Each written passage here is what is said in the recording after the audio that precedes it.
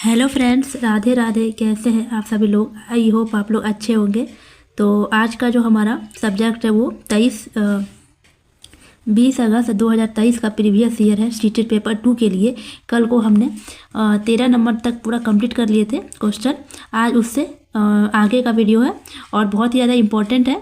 तो चलिए स्टार्ट करते हैं आज की क्लास आप लोगों के साथ। तो देखिए फ्रेंड्स, 13 तक का हमारा हो चुका था।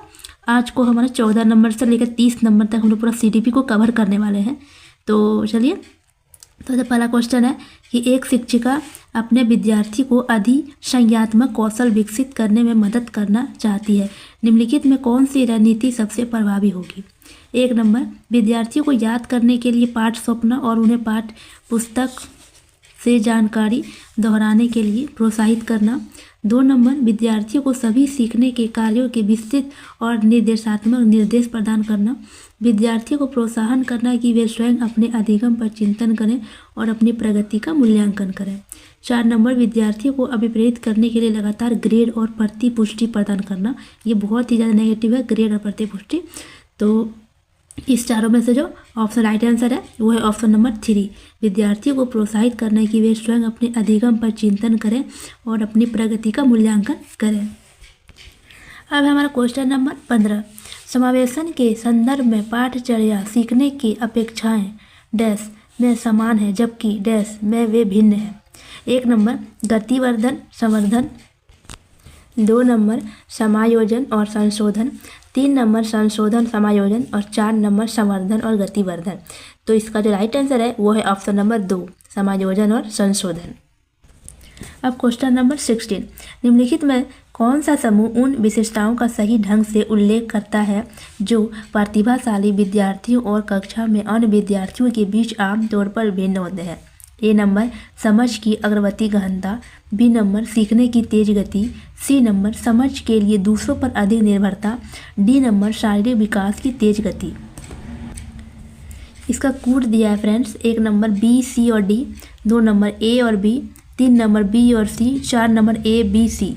तो इसका राइट आंसर है वो ऑप्शन नंबर 2, ए और बी।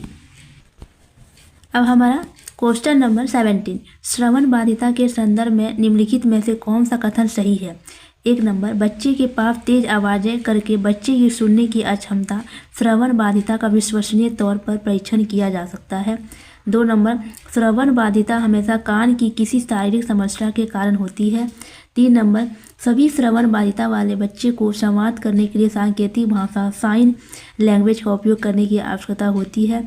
4 नंबर, श्रवण बाधिता बच्चे के प्रभावी ढंग से संवाद करने की क्षमता को प्रभावित कर सकती है। तो इसका राइट आंसर है ऑप्शन नंबर 4, श्रवण बाधिता बच्चे के प्रभावी ढंग से संवाद करने की क्षमता को प्रभावित कर सकती है। अब क्वेश्चन नंबर 18, संरचनावादी सिद्धांतकारों के अनुसार निम्नलिखित में से कौन सा कथन सही नहीं होगा?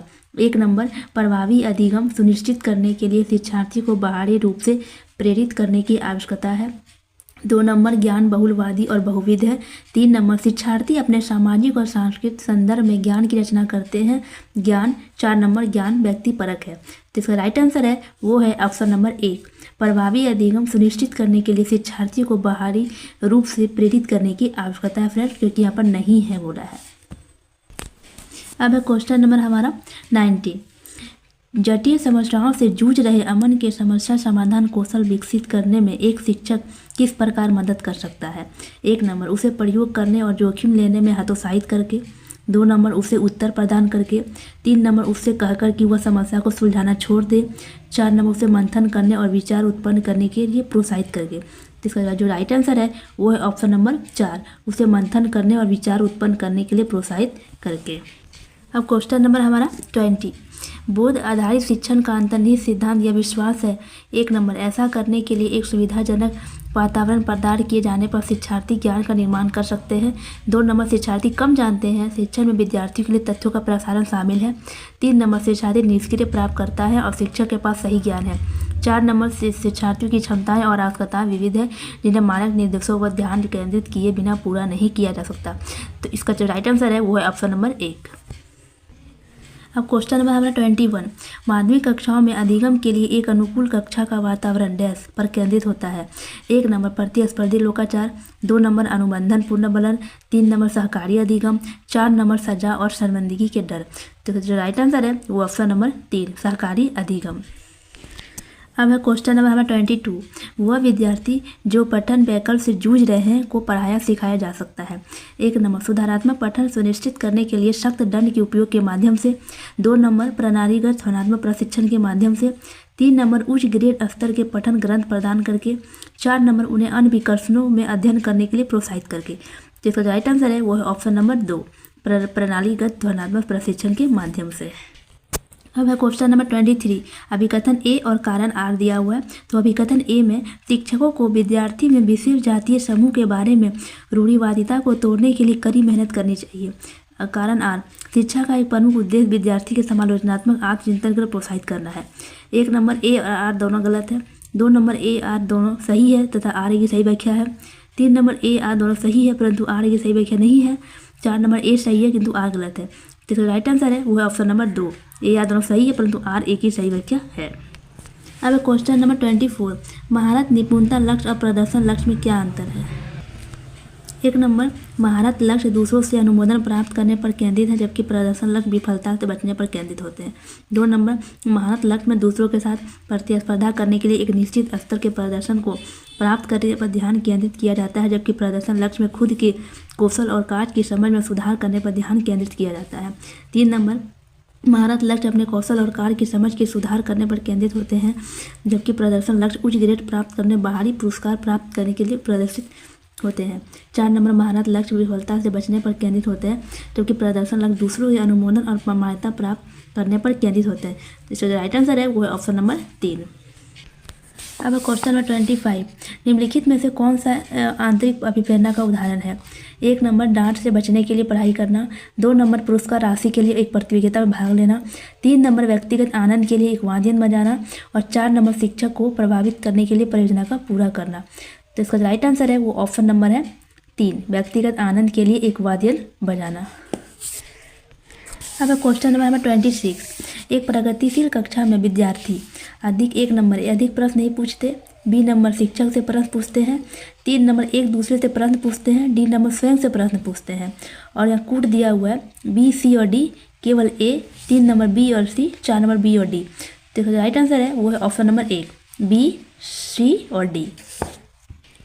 अब हमारा क्वेश्चन नंबर 27, पुल्लिंग या स्त्रीलिंग होने से जुड़ी अपेक्षाओं को डैश कहा जाता है और इन्हें डैश सीखा जाता है। 1 नंबर जेंडर रूढ़िवादिता केवल मध्य बाल्यावस्था के दौरान, 2 नंबर जेंडर पूर्वाग्रह मुख्य रूप से प्रारंभिक बाल्यावस्था के दौरान, 3 नंबर जेंडर स्थिरता प्रारंभिक किशोरावस्था के दौरान, 4 नंबर जेंडर भूमिकाएं बाल्यावस्था की सभी अवस्थाओं को लेकर वयस्कता में भी। तो इसका राइट आंसर है वो ऑप्शन नंबर 4 जेंडर भूमिकाएं बाल्यावस्था की सभी अवस्थाओं से लेकर वयस्कता में भी। अब हमारा क्वेश्चन नंबर 28, लॉरेंस कोहलबर्ग के सिद्धांत की आलोचना कैरल गिलिगन द्वारा 1 नंबर नैतिक विकास का एक चरण सिद्धांत प्रस्तुत करने के लिए की गई है, 2 नंबर वास्तविक जीवन की स्थितियों के माध्यम से तथ्यों को एकत्र करने के लिए की गई है, 3 नंबर विश्लेषण के मात्रात्मक तरीकों को लागू नहीं करने के लिए की गई है, 4 नंबर नैतिक तर्क में लैंगिक भिन्नताओं की उपेक्षा करने के लिए की गई है। तो इसका जो राइट आंसर है वो है ऑप्शन नंबर 4 नैतिक तर्क में लैंगिक भिन्नताओं की उपेक्षा करने के लिए की गई है। और फ्रेंड्स मेरे वॉइस में आपको चेंज आ रहा होगा क्योंकि मुझे बहुत ज़्यादा कोल्ड एंड कॉफ़ी हो गया है। अब क्वेश्चन नंबर 29, बुद्धि के संदर्भ में निम्नलिखित में से कौन सा दृष्टिकोण शिक्षार्थी के बीच विविधता के सम्मानपूर्ण विचार का समर्थन करता है। 1 नंबर बुद्धि को मापने के लिए बुद्धि लब्धि परीक्षण ही एकमात्र साधन है, 2 नंबर बुद्धि बहुआयामी है और समय के साथ बदल सकती है, 3 नंबर बुद्धि आनुवांशिक कारकों से प्रभावित नहीं होती है, 4 नंबर बुद्धि वातावरणीय कारकों से प्रभावित नहीं होती है। तो राइट आंसर है वो ऑप्शन नंबर 2 बुद्धि बहुआयामी है और समय के साथ बदल सकती है। हमारा लास्ट क्वेश्चन CDP का पेपर 2 का क्वेश्चन नंबर 30, निम्नलिखित में से किसने समान बुद्धि की अवधारणा की आलोचना का बुद्धि का एक वैकल्पिक सिद्धांत प्रस्तुत किया। 1 नंबर लेव Vygotsky, 2 number Charles experiment, 3 number Harvard gardener और 4 नंबर जीन पियाजे। तो इसका राइट आंसर है वो ऑप्शन नंबर 3 हार्वर्ड गार्डनर। तो कैसा लगा फ्रेंड्स ये आज का हमारा पूरा पेपर 2 प्रीवियस ईयर क्वेश्चन आप लोग कमेंट बॉक्स में ज़रूर बताइएगा। और अगर वीडियो अच्छा लगा तो वीडियो को लाइक करें, अपने फ्रेंड के साथ ज़रूर शेयर करें। अगर कोई चैनल में नए हैं तो हमारे चैनल को सब्सक्राइब करना ना भूलें। फ्रेंड्स, आपको ये देखिए मैं यहाँ तक कंप्लीट कर चुकी हूँ। तो ये देखिए, इसके बाद का हमारा पार्ट 2 सामाजिक विज्ञान भी है, जो हम नेक्स्ट वीडियो में करेंगे। तो इसलिए आप चैनल को सब्सक्राइब कर लीजिएगा ताकि आपको न्यू डेली वीडियो देखने को मिले। तो चलिए मिलते हैं नेक्स्ट वीडियो में, तब तक के लिए बाय एंड टेक केयर।